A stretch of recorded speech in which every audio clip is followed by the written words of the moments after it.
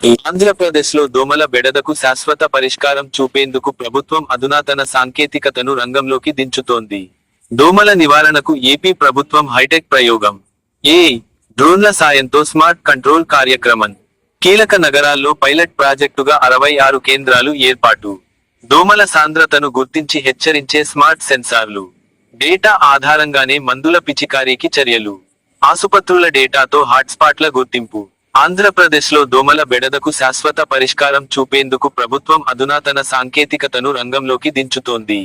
దోమల ద్వారా వ్యాపించే వ్యాధులను అరికట్టే లక్ష్యంతో కృత్రిమ మేధ ఇంటర్నెట్ ఆఫ్ థింగ్స్ IoT ఆధారిత smart mosquito surveillance system SMOSS ను ప్రారంభించనుంది. ఈ మేరకు రాష్ట్ర పురపాలక, పట్టణాభివృద్ధి శాఖ MOD ఆదివారం ఒక ప్రకటన విడుదల చేసింది. ఈ స్మార్ట్ విధానంలో భాగంగా రాష్ట్రంలోని 6 ప్రధాన నగరాల్లో పైలట్ ప్రాజెక్టుగా 66 ప్రాంతాల్లో ఆధారిత సెన్సార్లను ఏర్పాటు చేయనున్నారు. ఈ స్మార్ట్ సెన్సార్లు దోమల జాతి, వాటి లింగం, సాంద్రత, ఆ ప్రాంతంలోని ఉష్ణోగ్రత, తేమ వంటి వివరాలను నిరంతరం గుర్తిస్తాయి.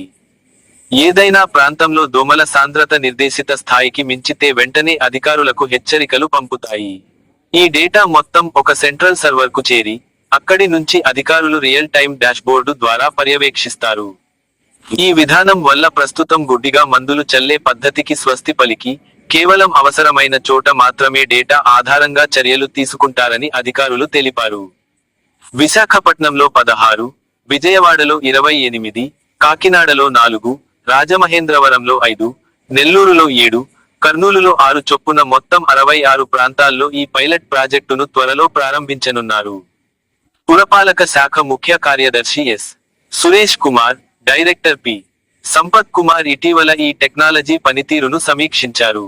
లార్వా నివారణ మందులను డ్రోన్ల సహాయంతో పిచికారీ చేయడం వల్ల తక్కువ సమయంలో, తక్కువ రసాయనాలతో ఎక్కువ విస్తీర్ణంలో ప్రభావవంతంగా పనిచేయవచ్చని అధికారులు పేర్కొన్నారు. ఈ పనులను ప్రత్యేక ఏజెన్సీలకు అవుట్సోర్సింగ్ ద్వారా అప్పగించి, ఫలితాల ఆధారంగానే చెల్లింపులు చేయనున్నారు.